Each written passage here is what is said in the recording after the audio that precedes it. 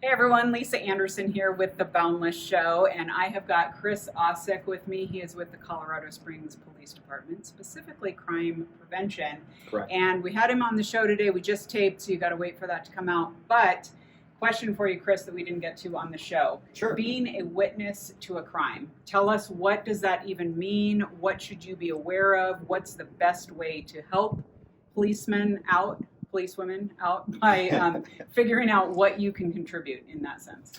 Well, if you see a crime, if you see someone hurt, if you see something that looks suspicious, give us a call, okay? And we've got two numbers. We've got 911, that's all across the nation, and then your local non-emergency dispatch number, which you should look up depending on where you're located. If you see something, you do want to give us a call. If it's nothing, that's great. We'll come out, we'll decide that it's nothing, and then we'll move on, so don't be afraid to do that. Now, let's say that you see a crime. What are we going to do? Well, when you call 911, let's say that it's a hot crime and someone has a weapon, you do want to give us a call, 911. You want to make sure that you are safe, so back away from the scene because you don't want to become a victim as well. And when you get on the line with the dispatcher, the first thing that they're going to ask right up front is, what is the location?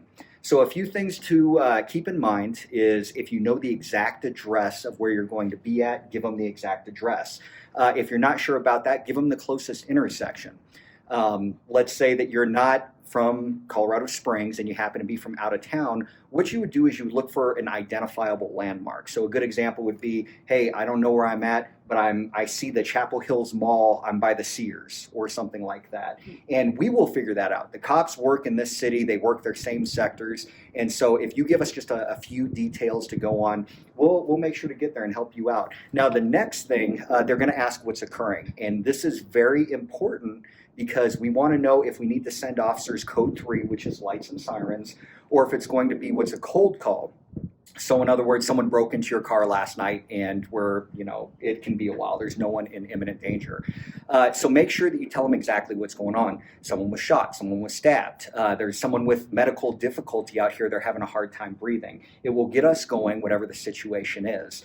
The last thing that they're going to ask is, can you give us a description of the suspect or the offender, the victim, as well as any other witnesses or anything that you might need to, that the cops might have questions about. So how you want to do this, the best way to do it is you start at the top of the head and you work your way down, okay? Few things to pick up is male or female, race or ethnicity, and a good clothing and facial description. So me, I'm a white male, I'm approximately 35 years of age, and then you start at the top and you work your way down. So kind of brownish hair, a little bit short cropped, glasses, clean shaven, and then you go down, blue polo shirt, black belt. If he has a gun, okay, you do want to make sure to say that as well. The person has a firearm, khaki pants, blah, blah, blah, blah, blah. Okay, if you start at the top and you work your way down, you're not going to miss anything, and that way the cops know who they're looking for. Now, there's going to be multiple individuals, so start on one person, give all the details, and then move to the next one. The last thing is, when it comes to firearms, because they do play a role and we need to know about that, you don't need to know the caliber, you don't need to know, is it a rocket launcher versus a sniper rifle? You just need to know, is it a short gun, which is a gun that you hold with one hand, or is it a long gun, which is two hands? If you can give us that information, we'll be able to step up our plan and make sure that we're positioned correctly to get there, take care of the situation, and help everyone involved. Awesome. Well, that's great info. For more info from Chris, check out this week's show. Go to Boundless.org/podcast. Take care.